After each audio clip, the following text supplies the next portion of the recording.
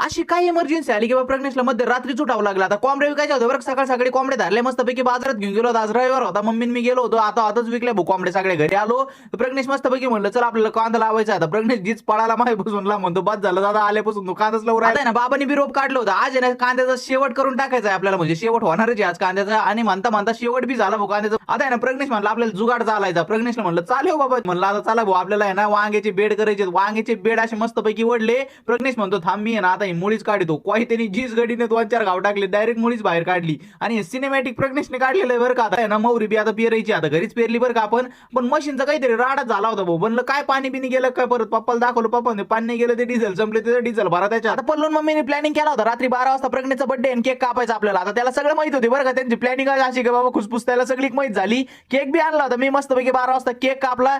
आणि प्रज्ञेश तू बघतोय तर तुला हॅपी बर्थडे. आता चला केक खातो. तुम्हाला जर व्हिडिओ आवडले असेल तर व्हिडिओ लाईक करा, चॅनलला सबस्क्राईब करा.